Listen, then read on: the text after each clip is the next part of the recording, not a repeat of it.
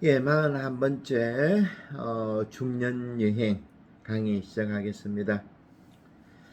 지난 시간에 가짜 자기를 잘라버리는 방법 두 가지를 소개했습니다. 한 가지는 뭐랬습니까? 달마 대사가 했듯이 요가 수행자들이 하듯이 자기 안을 정말 온 목숨을 다해서 찾아내는 겁니다. 탐구를 하는 거죠, 평생을. 요가를 하든지 아니면 달마 대사처럼 벽을 보고 9년간 수행을 하든지. 저도 요번에 최근에 요가를 시작했습니다. 제가 몸이 온 데가 근육이 뭉쳐가지고 허리 수술, 어깨 수술, 무릎도 안 좋고 심지어 목 디스크까지. 그래서 요가를 시작했는데 참 쉽지가 않습니다. 그러고 보면 첫 번째 하느님을 따르는 첫 번째 뭡니까 저게 명상, 요가 이런 것보다는 우리식이죠. 그리스도교 방법, 예수님이 가르쳐 주신 그 순명이라는 두 번째 방법이 우리들에겐 수월하지 않나 한번 생각해 봅니다. 예, 순명은 하느님께서 무엇을 주든지 받아들이는 태도죠. 그래서 예수님은 순명을 이렇게 표현하셨습니다. 루카 11장에서 생선을 달라는 자식에게 뱀을 줄 아비가 어디 있겠으며 달걀을 달라는데 정갈을 줄 사람이 어디 있겠느냐. 참으로 예수님의 말씀은, 비유 말씀은 정말 제가 언젠가 말씀드렸나 모르겠습니다. 김치 냉장고와 같은 역할을 한다 했죠. 만일 예수님께서 이 수명에 대해서 논리적으로 서론 본론 결혼식으로 착착착착 잘라가지고 우리들에게 전했다면 2000년이 내려오는 시기 동안 다 변질했을 겁니다. 하지만 예수님께서는 비유라는 방법을, 인간적인 방법을 채택하셨기 때문에 마치 김치 냉장고에 음식이 들어있는 것처럼 좀채 상하지 않습니다. 예수님의 뜻이 그대로 흘러노는 거죠. 물론 예수님의 비유 말씀을 겉으로 달달 배워서는 아무 소용이 없다는 겁니다. 씹고 계속 지켜보고 이런 태도가 있어야 되겠죠. 예수님이 조금 전 이 말씀도 생선을 달라는 자식에게 뱀을 줄 아비가 없겠느냐. 이 말씀은 결국 나 자신의 집착과 욕망 그리고 판단까지 모두 내려놓아야 한다는 겁니다. 하느님께서 나에게 더 좋은 것을 줄 것을 믿기 때문이죠. 이때 비로소 우리는 가짜 자기를 없앨 수 있습니다. 나 자신을 하느님께 온전히 던지면서 오로지 하느님만이 존재하고 내 안에 에고는, 가짜 자기는 하잘 것 없다는 확신을 차츰차츰 발전시켜 가는 것입니다. 이렇게 완전한 수명은 깨달음이나 해탈의 또 다른 이름이라고 할 수 있습니다. 그러면 복음에서 수명을 어떻게 소개하고 있는지 한번 두 가지 사례만 제가 소개해 보겠습니다. 첫 번째는 루카복음 1장 29절에서 마리아는 몹시 당황하며 도대체 그 인사말이 무슨 뜻일까 하고 곰곰이 생각하였다. 이건 너무나 유명한 구절이기 때문에 잘 아시죠? 처녀인 몸으로 있는 마리아에게 가브리엘 천사가 나타나서 너는 이제 하느님의 아들을 잉태할 것이다. 이 메시지를 듣고 몹시 당황하며 그 인사의 말이 무엇일까, 무슨 뜻일까 곰곰이 생각했다. 성경에는 이렇게 짧게 나와 있지만 얼마나 많은 지켜보기가 있었겠습니까? 성모님에게는. 성모님의 이 행동이 지켜보기이고 영어로 말하면 watching. 게세마니 동산에서 예수님께서 다음 날에는 죽음을 당하십니다. 그 전날 밤새도록 온몸에 피땀을 흘리면서 기도를 할 때 제 아들에게 하신 말씀이었죠. 너희들 나와 함께 지켜보자. 와칭하자. 그리고 또 위트니스. 이것도 마찬가지죠. 곰곰이 생각하는 것 다 같은 의미겠습니다. 그리고 또 두 번째 사례는 루카복음 24장 41절에 나온 구절인데, 부활하신 예수님을 만난 제자들은 아직도 믿지 못하고 놀라워했다. 아주 솔직한 표현입니다. 그리고 엄청난 표현이고, 여기서 첫 번째 제가 말씀드린 마리아와 성모님과 그리고 두 번째 부활하신 예수님을 만난 제자들의 특징은 어떻습니까? 놀라워한다는 겁니다. 놀라워하면 무엇입니까? 우리들의 호기심을 일으키죠. 이것이 지켜보기의 시작이라는 겁니다. 이 놀라워하는 태도가 초심으로 들어가게 한다는 것이죠. 우리에게 놀라워함이 사라질 때 콘크리트와 같은 차가운 마음으로 변하게 됩니다. 여러분, 제가 신부생활 32년 됐는데 32년 첫해 보자 때 제가 맡은 교리반이 100명이었습니다. 한 60명 정도 세례받은 것 같은데 전혀 광고를 안 했습니다. 그냥 사람들이 어디서 이야기를 들었는지 성당으로 몰려왔습니다. 마치 세례자 요한에게 세례를 받듯이. 왜 그랬겠습니까? 지금 제가 말씀드리고 있는 놀라워함, 호기심을 불러일으켰습니다. 과연 저 모임에는, 저 성당에는, 저 모임에는 무엇이 있길래 저러한 일들을 감히 할 수 있을까? 그 당시에 어떤 때입니까? 재학선 주교님 교도소 가고, 김수환 주교님 어땠습니까? 정말 가난하고 고통받는 사람들 위해서 온 마음을 쓰는 것을 온 국민들이 지켜보았죠. 그리고 그 당시 신부들 겁내지 않았습니다. 제가 강주에 5.18 민주화 그 운동했을 때, 그 당시 제가 그 다음에 제가 들어갔을 겁니다. 신학교를 다음에 들어갔는데, 강주 시민들 정말 우리 그리스도교를, 천주교를 뭐라 그럽니까? 완전히 순명했죠. 믿었죠. 놀라워했습니다. 이런 놀라움들이 전국적으로 일어났고 우리 한국 교회의 토대를 쌓게 되었죠. 하지만 지금은 어떤 났는가 모르겠습니다. 왜냐하면 요즘에 성당에 젊은 사람을 볼 수가 없죠. 그 이유도 이와 연결되지 않나 생각합니다. 우리가 꼰대라고 부르는 사람들이 바로 차가운 마음입니다. 도무지 떨림이 없다는 겁니다. 차가운 마음. 종교학자 루돌프 오토가 종교의 본질은 이론이나 전통도 아니고 철학적 그리고 체계적인 조직도 아니고 단지 거룩한 것에 대한 떨림이다라고 했습니다. 이것을 오토는 누미노제라고 말하게 됐습니다. 라틴 말이죠. 누미노제. 신비하고 매혹적이고 두렵고 떨림이라는 겁니다. 이것이 종교의 시작이라고 말을 했죠. 하느님의 아들을 잉태할 것이라는 천사의 메시지를 받았던 성모님과 부활하신 예수님을 만나고 나서 제자들이 보였던 반응은 우선 경외로움이었습니다. 바로 놀라움이라는 겁니다. 부활하신 예수님을 만나고 이전의 모습과는 전혀 달라진 제자들의 변화도 결국에는 이런 놀라움과 경이로움에서 시작되었다는 겁니다. 그리고 이런 떨림이 성모님과 제자들 그리고 우리들까지 이 중년 여행으로 발걸음을 돌리게 되었죠. 루돌프 오토 종교학자를 했습니다. 단어 세 가지로 떨림이 무엇인지를 우리에게 보여주었는데, 트레멘둠 앳 파쇼노슴 앳 미스테리움입니다.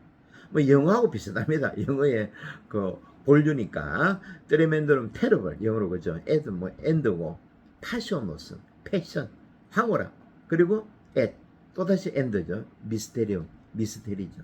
신비로움 두렵고 떨리는 황홀한 신비 글자 그대로입니다. 우리가 성경을 보는 이유도 놀라움과 경이로움으로 황홀한 신비로 들어가야 됩니다. 하지만 우리들은 언제부터인가 성경을 마치 가해 공부하듯이 국어 공부 배우듯이 그런 식으로 한다는 거죠. 시작부터 잘못되었다는 겁니다. 그리고 또 성경 쓰기와 같은 맹목적인 방법은 자기 성취감만 더 높일 뿐이지, 나는 다 썼는데, 2번 썼는데, 1번 썼는데 너는 써봤냐, 이런 식이 되어서 안 된다는 겁니다. 하느님과 자연에 대한 자비로움, 경이로움과는 이러한 행위들은 거리가 멀다는 거죠. 하늘은 하느님의 영광을 이야기하고 창공은 그 손수하신 일을 알려주도다. 시편 19장 1절입니다. 맨눈으로 대자연을 보고 사람들이 느끼는 놀라움은 어느 시대나 인간을 무한의 세계로 이끌었습니다. 창세기도 그 표현 중에 하나였습니다. 그 당시 창세기 저자가 창세기를 썼던 이유는 그 당시 사람들에게 놀라움과 경이로움을 보여주기 위해서 썼다는 것이죠. 1623년에 태어난 파스칼이 공식 아시죠? 수학자. 이 사람도 대단한 영성가였습니다. 파스칼은 하늘을 보면서 거시적인 세계, 극대의 세계라 그러죠. 거시적인 세계를 생각했고, 그리고 당시 이제 원자들이 알려졌습니다. 원자라는 개념들이. 그래서 원자를 보면서 미시적인 세계를 상상했죠. 큰 것과 가장 작은 것 안에서 하느님의 창조물들을 상상했다는 겁니다. 이 시대를 살아가는 우리들의 모습은 좀 전에도 말씀드렸지만 너무 꼰대처럼 살아가고 있지 않은가. 안에 떨림은 없고 무의미하다는 거죠. 습관적인 신앙생활, 무서운 거라는 겁니다. 다시 한번 우리 떨림의 시간으로 들어가야 합니다. 그러기 위해서 제가 오늘 놀라움 자체인 우주 이야기로 오늘 강의 시작합니다. 우주 이야기가 사실은 신약의 마태복음 한 페이지 펼치면 넘기면 나옵니다. 무슨 이야기가 나옵니까? 동방박사 이야기죠. 우리가 어렸을 때 성탄 밤미사를 앞두고 주일학교 아이들이 밤에 그때 9시, 8시 미사하면 한 6시나 이렇게 해가지고 공연을 합니다. 그때 빠지지 않고 등장하는 것이 동방박사 이야기죠. 누구는 나름대로 좀 이쁘게 생긴 아이들은 예수님 역할하고 성모님 역할하고, 그리고 또 뭡니까 좀 덩치도 크고 이런 애들은 동방박사 역할을 하기도 하죠. 또 누구는 소 역할 하기도 합니다. 가만히 앉아가지고 소가죽 덮어쓰고 소 인형 덮어쓰고. 하여튼 그때 생각이 나는데 마태오 2장은 이렇게 소개합니다. 그때 동방에서 박사들이 예루살렘에 와서 유다인의 왕으로 나신 분이 어디 계십니까? 우리는 동방에서 그분의 별을 보고 그분께 경배하러 왔습니다. 요즘식으로 말하면 이들은 천문학 박사들입니다. 항상 하늘을 지켜보고 있었죠. 관심이 많았습니다. 아마 메소포타미아, 이라크나 이란 이쪽 이집트 밑으로 해가지고 지역 쪽에 천문학 박사들이었을 겁니다. 종교에서 이러한 놀라움과 호기심, 경이로움이 없다면 그때부터 자기 신앙은, 자기가 가진 종교는 김 빠진 콜라에 불과할 것입니다. 우리들 한번 생각해 봅시다. 요즘 신앙생활 하는데 과연 떨림이 있는가? 콜라 어떻습니까? 차게 냉장시켜가지고 뚜껑을 떼면 어떻습니까? 부글부글 올라오죠. 이런 떨림이, 부글부글함이 우리 안에 있는가? 성당에 들어서는 순간 떨림이 있는가? 이것이 없다 그러면 다시 한번 이제 우리들 그 신앙 자체를 뭐라 그러니까 그걸 좀 바꿔야 되겠죠. 요즘 우리 신앙이 그저 그런 별 볼 일 없는 신앙으로 전락한 첫 번째 이유가 이런 이유일 겁니다. 성경의 첫 페이지를 등장시킬 만큼 중요한 이 동방박사 이야기, 이 우주 이야기를 우리는 그동안 성탄만 되면 돌아오는 아동용 연극 소재로 격화시켰지 않았나, 깊이 반성해야 되겠죠. 중세때 대학자 토마스 아퀴나스는 이렇게 말했습니다. 창조를, 우주 이야기를 잘못 이해하면 하느님을 잘못 알 수밖에 없다. 편입해진다는 거죠. 그리고 이 시대에 존경받는 유대인 철학자이자 신비주의인 아브라함 헤셀이 있습니다. 대단한 사람입니다. 이 사람도 이렇게 말합니다. 한없는 경이로움 속에서 우리는 하느님의 현존을 보게 된다. 결국 같은 말이죠. 그리고 우주 이야기하면, 현대 우주 이야기하면 빼놓을 수 없는 것이 있습니다. 허블 망원경. 많이 들어보셨죠? 우리에게 허블 망원경이 우리에게 소개한 우주의 모습은 아마 100인치라든가 100몇십 인치 하여튼 제법 큰 망원경입니다. 망원경이 우리에게 소개한 우주의 모습은 마치 텅 빈 우주에, 캄캄한 우주에 우유를 뿌려놓은 것과 같은 모습이다 라는 점을 실감나게 보여주었습니다. 1920년대만 하더라도 우리 은하가 우주의 전부라 생각했습니다. 그러니까 불과 한 100년 전만 하더라도 우리가 살고 있는 태양하고 살고 있는 우리 은하, 이것이 다 이제 그 너머는 상상도 못했습니다.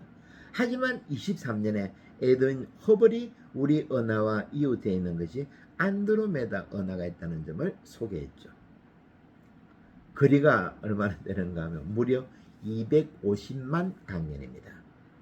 태양에서 지구까지 오는데 광년으로 따지면 8분이라 그랬죠. 8분이면 태양과 지구가 8분이면 250만 광년은 이거는 상상도 못할 거리에 우리 은하와 비슷한 은하가 있다는 겁니다.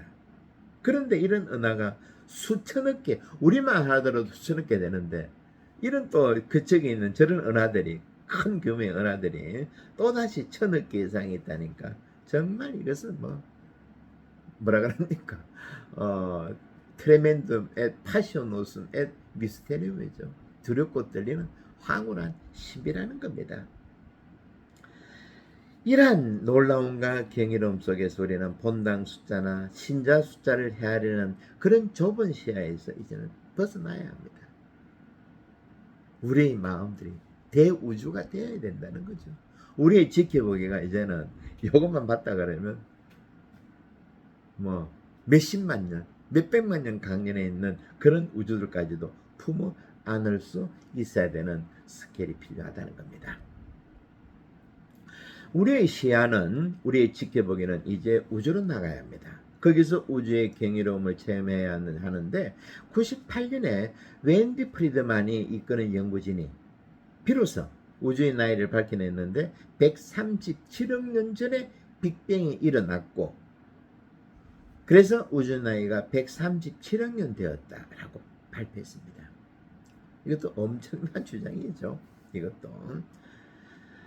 그런데도 지금 미국의 일부 개신교, 아주 보수적인 개신교에서는 우주의 나이가 창세기에서 말한 대로 4,000년밖에 안 되었다고 주장합니다. 거의 꼰대죠. 이 정도 되면 자기 생각을 안 바꿉니다. 그리고 두렵고 떨리는 거 싫습니다. 그냥 콘크리트 같은 자기 마음만 그냥 움켜쥐고 있다는 거죠. 그런데 우리 한국의 많은 그리스도 개신자들도 이런 주장을 따르고 있습니다. 솔직하게.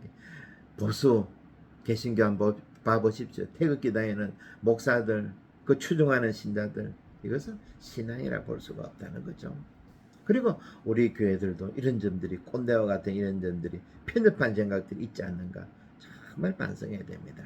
이런 편협하고 무지한 생각들이 젊은이들을 교회에서 떠나게 했고 그리고 성령이 활동을 못하게 하고 있습니다. 제가 언젠가 말씀드렸죠. 도스토옙스키 까라마조프 형제에서 예수님을 성당에서 쫓아내는 대주교의 그 구절에 대해서 말씀드렸죠. 이런 것하고 다 연결된다는 것입니다.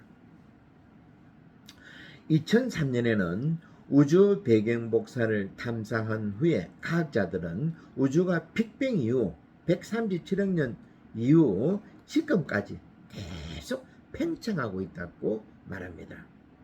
그 팽창의 속도가 점점 더 빨라지고 있음을 발견했습니다. 그런데 그 엄청난 우주를 밀어내고 있는 그 힘이 암흑 에너지라는 사실도 밝혀냈죠. 제가 여기에 대해서는 제가 몇 번 말씀드렸죠. 기억이 있는데 우리 인간이 밝혀낸 것은 네 가지밖에 없댔습니다. 태양 에너지, 전자, 그리고 뭡니까? 중력 그리고 그 핵이 분열하고 할 때 나오고 하는 양력과 강력 이 네 가지인데 우리는 이게 단 줄 알고 있죠. 이거만 하더라도 요즘 보십시오. 휘발유 값이 오르니 뭐 그래서 석탄을 괜히 많이 하는데 우리는 말 그대로 이 뭐지 지렁이보다도 못한 그 정도의 어떤 규모밖에 안 된다는 겁니다. 이 좀 전에 말씀드린 암흑 에너지는 이 어마어마한 몇 쪽에 되는 이 별들을 밀어내는 힘이 있다는 겁니다. 여기서 우리는 어떤 태도를 취하겠습니까? 머리를 숙여야 되겠지. 이것이 순명이라는 겁니다. 순명도 알아야 제대로 알아야 허리를 굽힐 수 있다는 겁니다. 그래서 창조를 모르고서는 하느님을 거꾸로 알 수밖에 없다고 한 토마스 아퀴나스의 말을 우리는 잊어버려서는 안 됩니다. 정말 다행스럽게도 지난 세기 동안 이루어진 과학자들의 엄청난 노력 덕분에 우리가 하느님을 받아들이는 방식도 이제 크게 바뀌게 되었습니다. 이제 우리는 예수님의 말씀대로 풍성한 결실을 맺게 하는 아버지이신 포도나무가 아니라 말라 비틀어져가는 가시나무에 붙어 있어서는 안 된다는 거죠. 제가 오늘 좀 전에 말씀드린 유대교 신비주의자이면서 철학자인 아브라함 헤셀 한없는 경이로움이라는 말을 전에 들었죠. 이 표현은 한없는 경이로움, 이 표현은 우리가 하느님을 체험할 때 나오는 최고의 표현이라는 점을 잊어서는 안 됩니다. 아브라함 헤셀은 이런 말도 했는데 하느님은 직선이 아니고 곡선이다. 이 이야기도 정말 깊이 있는 신비가의 이야기죠, 그죠? 우리는 어떻습니까? 뭐 어릴 때 방학 때 보면 겨울 방학 계획서 해가지고 주로 그래프로 많이 썼죠. 뭐 회사도 아마 그럴 겁니다. 회사를 안 다녀봐서 모르지만 그래프로 가지고 장식합니다. 제가 군대 있을 때도 보니까 항상 그래프였습니다. 그래프를 해가지고 총기 뭐라 합니까 그 사격술 이런 것도 또 부대별로 이런 거 모든 것들을 숫자와 그래프로 가지고 이용해서 살아가는 것이 우리 인간들 방법인데 이것은 직선이죠, 그죠? 직선은 하느님 방식이 아니라는 겁니다. 하느님은 항상 곡선이라는 겁니다. 그래서 그 천문학자들 밝혀낸 그 우주 이야기, 우주의 별들을 보여주는데 우주의 그 움직임을 보여주는데 소라처럼 움직이는 나선형으로 올라가는 그런 곡선의 은하를 천문학자들이 우리들에게 보여준 적이 있습니다. 그런 거 보면 하느님은 직선이 아니고 곡선이다. 우리 신앙도 마찬가지입니다. 쭉쭉 성장하는 게 아닙니다. 어디 가서 내조 단장 되고 뭐 무꾸리야 단장 되고 본당에 이런 것이 아니라는 거죠.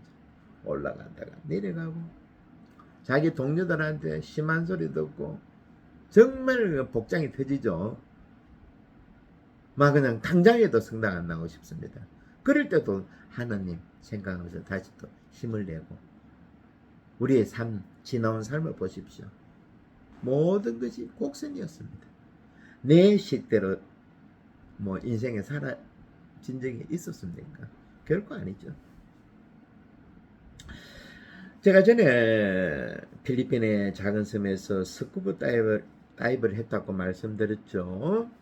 산호초가 뒤덮고 있는 바다 밑에 물고기들과 해초들이 펼치는 환상의 쇼를 볼 기회가 있었는데 그때 저는 그 장면을 떠올리면 하느님이 아니고서는 만들 수 없는 바다 밑의 광경이었습니다. 그런데 제가 보았던 작은 바다 밑보다 수천억, 수조 배나 더 큰 우주의 쇼를 우리는 어떻게 받아들여야 하겠는가? 이처럼 우리가 하느님에게 제대로 붙어있기 위해서는 우리의 시야를 넓혀야 합니다. 이것이 지금 중년 여행을 하는 이유라고 할 수 있습니다. 제발 내가 지고 있는 집이나 통장들에서 그리고 남들에게 인정받으려는 욕구를 버려야 합니다. 세상의 쓰레기들에서 해방되어야 한다는 것이죠. 여러분, 여기서 한 가지 문제를 드려보겠습니다. 왜 하느님께서 여러분의 기도를 9.1기도, 뭐 바램들 이런 거, 재물을 바램들을 안 들어주시고 또 내가 그렇게 원하는 재물을 확 부어주지 않는다고 봅니까? 제가 운이 없어서 그렇습니까, 우리가? 그것이 아니죠. 만일 우리의 바람대로, 우리의 기도대로 하느님께서 그 기도를 즉각 들어주신다 그랬다면 우리는 망가졌을 것입니다. 아마 괴물이 되어 있을 겁니다. 3살배기 아이를 안고 있는 어느 할머니의 이야기입니다. 이 할머니의 시선이 도무지 어디 집중을 못하고 여기저기 가 있는데 그 팔에 안겨 있는 아이가 할머니에게 이렇게 말합니다. 할머니, 제발 나 좀 봐줘요. 했다고 합니다. 이 아이야말로 타고난 명상가라 할 수 있겠죠. 지금 우리는 보물과 같은 아이를 안고 있으면서도 여기저기에 관심을 가지고 힐끗힐끗 쳐다보고 있는 한심한 할머니와 같다는 겁니다. 우리는 얼마나 자주 진짜 같아 보이는 가짜에 쏘가 넘어간 적이 많았습니까? 우리는 진짜 같아 보이는 번쩍이는 문화 속에서 얼마나 이용당해 왔습니까? 우리는 이런 것들에 걸려 넘어져서 방향을 잃고 인간성까지 바닥을 드러내고 있습니다. 숨을 헐떡이면서 말입니다. 다시 말씀드리지만 우리가 우주 이야기에서 한없는 경이로움을 체험하고 그 속에 푹 잠기는 수행을 할 때 우리는 진짜와 쓰레기를 구별할 수 있게 됩니다. 필리피서 3장 바오로가 이렇게 말했죠. 나는 그리스도를 위해서 모든 것을 잃었고 그것들을 모두 쓰레기로 여기고 있습니다. 그것은 내가 그리스도를 얻고 내가 그리스도와 하나가 되려는 것입니다. 바오로 사도는 예수님 안에서 우주의 경이로움을 놀라움을 찾았다는 겁니다. 시편 19장도 하늘은 하늘의 영광을 이야기하고 창공은 그분의 솜씨를 알리네라고 노래를 했습니다. 지난 한 세기 남짓한 기간 동안 과학에서 일어난 변화는 정말 놀라웠습니다.